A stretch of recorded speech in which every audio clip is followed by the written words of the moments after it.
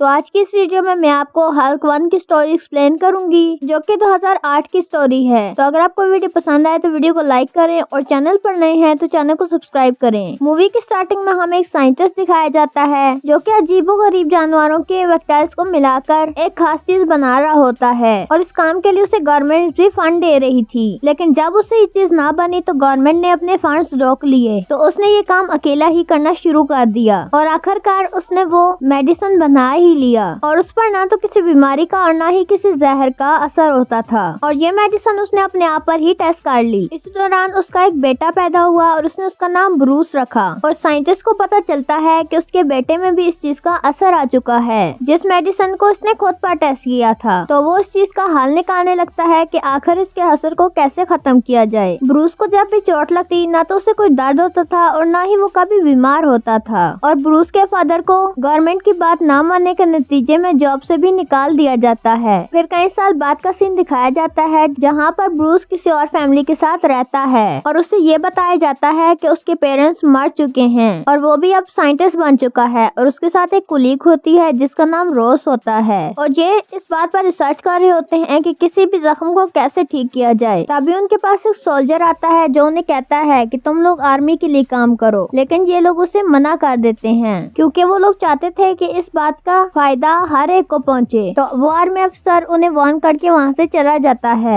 वहाँ रोज को एक आदमी नजर आता है जो कि ब्रूस के ऑफिस में जाकर उसका एक बाल उठाकर चला जाता है और ये असल में ब्रूस के फादर होते हैं जो कि अभी तक जिंदा होते हैं और उन्होंने ब्रूस का बाल इसीलिए उठाया था ताकि वो उसका डीएनए देख सके। ऑफिस में रोस और ब्रूस जिस मशीन पर काम कर रहे होते हैं अचानक वो खराब हो जाती है और ब्रूस उसको संभालने की कोशिश कर रहा होता है, लेकिन वो रेस उसी पर पड़ जाती है। अगले दिन हमें दिखाया जाता है कि ब्रूस को होश आ चुका है, जिसे रेस पड़ने की वजह से बेहोश होते ही हॉस्पिटल लाया गया था। रोस उससे कहती है कि मुझे यकीन नहीं आ रहा कि तुम कैसे बच गए इतने खतरनाक रेस से। तो वो कहता है कि तुम टेंशन ना लो, मैं बिल्कुल ठीक हूँ अब। वो दोनों इस बात से बहुत हैरान थे लेकिन बहुत खुश भी थे। रात को ब्रूस के पास उसके बूढ़े फादर आते हैं जो कि उसे बताते हैं कि मैं तुम्हारा फादर हूँ। तो ब्रूस कहता है कि ऐसा नहीं हो सकता, वो तो कब के मर चुके हैं। तो ब्रूस के फादर कहते हैं कि आर्मी ने तुम लोगों से झूठ बोला है और जो तुम्हारी कुलीग है रोज वो भी उसी आर्मी जनरल की बेटी है जिसने मेरी रिसर्च को भी रुकवा दिया था और जिस चीज पर तुम रिसर्च कर रहे हो वो तुम्हारे अपने अंदर ही है। ब्रूस अपने फादर से कहता है कि मैं आपकी बात पर यकीन कैसे कर लूं और आप इतने सालों बाद आए हैं जबकि रोज और मैं काफी अरसे से साथ हैं। अब काफी रात हो जाती है और ब्रूस अपनी लैब में आ जाता है। उसे अपने फादर की सारी बातें याद आ रही थी। उसे बहुत ही ज्यादा गुस्सा आने लगता है और उसकी बॉडी में चेंजेस भी होने लगते हैं। उसकी बॉडी ऐसा ऐसा बड़ी और ग्रीन कलर की होने लग जाती है और थोड़ी देर के बाद वो एक ग्रीन हल्क बन जाता है। ये सब कुछ उसके फादर भी छुपकर देख रहे होते हैं तो वो उसके पास आते हैं। तभी उसे अपने बचपन की सारी बातें याद आना शुरू हो जाती हैं, लेकिन ब्रूस वहाँ की सारी चीजें तोड़कर वहाँ से चला जाता है। अगले दिन ब्रूस से रोज मिलने आती है। वो कहती है कि कल लैब में बहुत अजीब चीजें हुई हैं, क्या तुम कल लैब में आए थे? उसे कुछ भी याद नहीं होता और वो हल्क भी बना नहीं होता और वो कहता है कि मैं कल लैब में नहीं आया था, लेकिन कल मुझे बहुत ही अजीब ख्वाब आया था।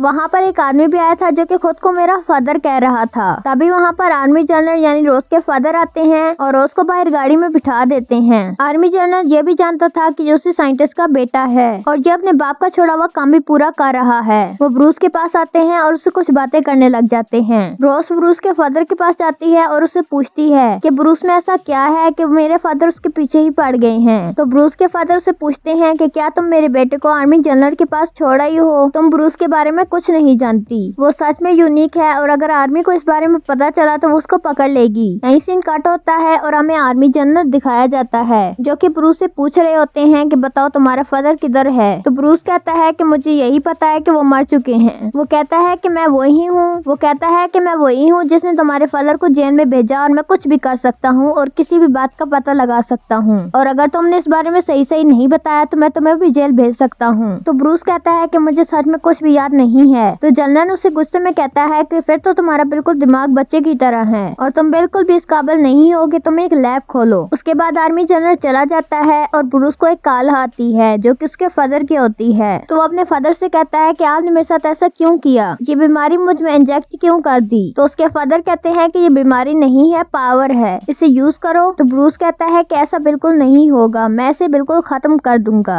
और ब्रूस के फादर कहते हैं कि वैसे भी रोज रोज तुम्हारे साथ नहीं होगी क्योंकि मैंने तुम्हारे डीएनए से कुछ क्रिएचर्स बनाए हैं जो कि उसी के पीछे गए हैं। ब्रूस फौरन कॉल काटता है और रोज के घर की तरफ निकल जाता है। तभी रास्ते में एक आर्मी ऑफिसर आ जाता है। उसे बहुत ही ज्यादा गुस्सा आ जाता है और वो दोबारा से हल्क में बदल जाता है। फाइनली हल्क वहाँ पर पहुँच जाता है और रोज को गाड़ी में बिठा देता है। तभी वहाँ पर वो क्रिएचर डॉग्स आ जाते हैं, लेकिन ब्रूस जल्दी उनसे फाइट करके उन्हें भी मार देता है और वो रोज को सब कुछ बता देता है कि मेरे फादर असल में चाहते क्या हैं और मेरे जिस्म में कोई एडन मेडिसिन थी जो कि रेस लगने की वजह से सामने आ गई है। वो उससे कहती है कि तुम हौसला रखो, मैं तुम्हारे साथ हूँ। फिर यही सीन काट होता है और हमें अगले दिन का सीन दिखाया जाता है जहाँ पर रोज अपने फादर को कॉल करके ब्रूस के बारे में सब कुछ बता देती है क्योंकि वो अपने फादर से ब्रूस के लिए हेल्प मांगना चाहती थी, लेकिन वो ये बिल्कुल नहीं जानती थी कि वही सबसे बड़े ब्रूस के दुश्मन हैं। और जैसे उसके फादर को पता चलता है कि वो ब्रूस के साथ है तो वो अपनी आर्मी वहाँ पर भेज देता है और वो लोग ब्रूस को भी बेहोश कर देते हैं। आर्मी वाले उसे वहाँ ले आते हैं जहाँ पर उसके फादर होते हैं और रोज ब्रूस से कहती है कि मैं तुम्हें जल्दी ठीक कर दूंगी, लेकिन उसे क्या पता था कि उसके फादर तो कुछ और ही चाहते हैं। वो ब्रूस को जमीन में 1000 फीट नीचे ले आते हैं और वो उसे हमेशा के लिए बेहोश रखने का प्लान कर रहे थे। जब रोज को ये पता चलता है तो वो अपने फादर से पूछती है कि आप ब्रूस से इतनी नफरत क्यों करते हैं। तो उसके फादर कहते हैं कि नफरत नहीं, वो एक खतरा है। वो अपने डैड की तरह ही एक पागल साइंटिस्ट है। कहती है कि मैं उसे अच्छी तरह जानती हूँ, आप एक दफा मुझे उसे मिलने दें। फिर वो ब्रूस के पास चली जाती है। उसके बाद उसके फादर उससे कहते हैं कि आइंदा के बाद तुम ब्रूस से नहीं मिल सकोगी क्योंकि कुछ लोग हमेशा के लिए उसे अपने साथ लेकर जाएंगे। दूसरी तरफ हमें ब्रूस के फादर दिखाए जाते हैं जिन्हें जब पता चलता है कि उनके बेटे को आर्मी वालों ने पकड़ लिया है तो वो कहते हैं कि मैं अपने बेटे की रिसर्च को इसी तरह नहीं छोड़ सकता। वो उस जगह पर जाते हैं जहाँ पर वो रेस होती हैं और वो रेस वो अपने आप पर डालता है ताकि वो अपने बेटे की तरह यूनिक बन सके, ताकि वो उसे बचा सके। लेकिन उसमें कोई और एक्शन हो गया था। वो जिस भी चीज को हाथ लगाता था वो उसी की तरह बन जाता था और ये भी बहुत अच्छी पावर थी। ब्रूस के फादर रोज के पास जाते हैं और कहते हैं कि मुझे अपने बेटे से मिलना है। वो कहती है कि अब बहुत देर हो चुकी है, वो उसे लेकर जाने ही वाले हैं। तो ब्रूस के फादर कहते हैं कि वो तुम्हारे फादर हैं और तुम उन्हें रोक सकती हो। तो रोज कहती है कि मैं उन्हें नहीं रोक सकती और आप मुझसे ऐसा क्यों कह रहे हैं जबकि सारी गलती आपकी है। तो ब्रूस के फादर कहते हैं इसमें मेरी गलती नहीं है, ये उसमें डीएनए के जरिए आए हैं और मैं पूरी तरह से चाहता था कि ऐसा ना हो और मैंने इसे खत्म करने के लिए सब कुछ करके देख लिया और अब भी मैं आप लोगों की भलाई ही चाहता हूँ और गलती तो हमारी फादर की है जिसने मेरे प्रोजेक्ट को दरमियान में ही बंद कर दिया, वरना अब तक मैं उसका क्योर ढूंढ चुका होता और मुझसे जो गलती हुई उसको मैं मानता हूँ। और मुझे जब पता चला कि मेरा बेटा ब्रूस बड़ा होकर दुनिया के लिए एक बहुत बड़ा खतरा बन जाएगा तो मैं उसे मारने के लिए आगे बढ़ा था, लेकिन मेरी वाइफ बीच में आ गई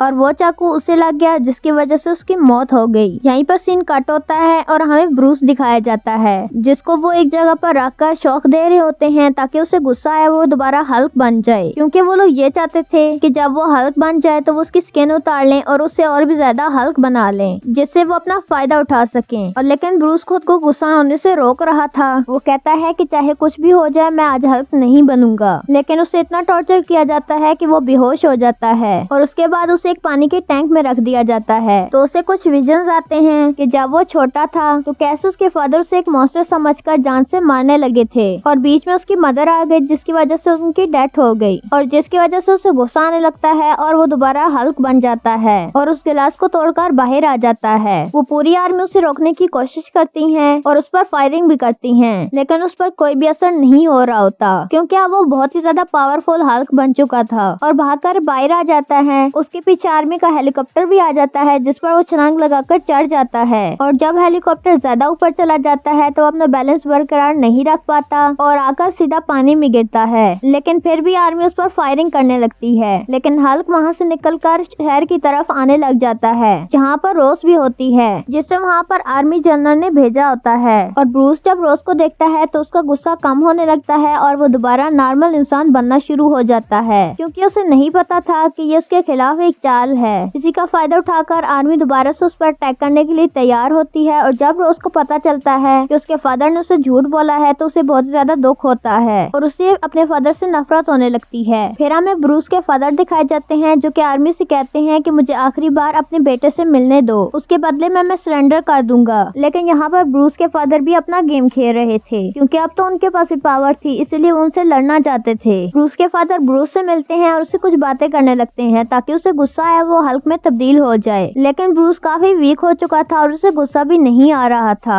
लेकिन ब्रूस के फादर सारी इलेक्ट्रिसिटी अपने अंदर ऑब्जर्व कर लेते हैं और उसका शॉक वो हल्क को भी देते हैं और वो फाइनली हल्क बन ही जाता है और वो दोनों लड़ने लग जाते हैं। और ब्रूस के फादर उससे इसलिए लड़ रहे थे ताकि वो उसकी एनर्जी ऑब्जर्व कर सके। तो हल्क को अपने फादर से कहता है कि ले लें, आप मेरी सारी एनर्जी ले लें, और वो अपनी एनर्जी उन्हें देने लगता है। लेकिन वो इतनी ज्यादा एनर्जी होती है कि ब्रूस के फादर उसे कंट्रोल नहीं कर पा रहे होते। तो वो कहते हैं कि नहीं, तुम रहने दो, तुम ही हो जो कि इसे कंट्रोल कर सकते हो। तभी अचानक आर्मी उन पर बॉम्ब फेंक देती है जिसकी वजह से उन दोनों की डेथ हो जाती है। फिर हमें 1 साल बाद का सीन दिखाया जाता है जहाँ पर रोज को उसकी फादर की कॉल आ जाती है। वो उससे कहते हैं कि अगर तुम्हें ब्रूस कहीं भी नजर आए, ब्रूस या हल्क, तो तुम मुझे बताना। बेशक सारे लोग कहते हैं कि वो मर चुका है लेकिन मुझे नहीं लगता कि वो मरा है। तो रोज कहती है कि नहीं, मैं आपको कभी भी ये बात नहीं बताऊंगी और वैसे भी मुझे याद नहीं करना चाहती वरना वो याद बन के वापस मेरे पास आ जाएगा। लेकिन इस एंड में हम ये देखते हैं कि ब्रूस अभी भी जिंदा है और जंगल में कुछ लोगों का इलाज कर रहा होता है और उसने अपने गुस्से पर काफी हद तक काबू पाना भी सीख लिया था। इसीलिए तो कोई उसे पहचान नहीं पाया था कि हल्क जिंदा है। इसी के साथ इस मूवी का एंड होता है। तो अगर आप इस तरह के और वीडियो देखना चाहते हैं तो स्क्रीन पर क्लिक करें। अगर आपको वीडियो पसंद आए तो वीडियो को लाइक करें और चैनल पर नए हैं तो चैनल को सब्सक्राइब करें। तो मिलते हैं एक और वीडियो के साथ, तब तक के लिए खुदा हाफिज।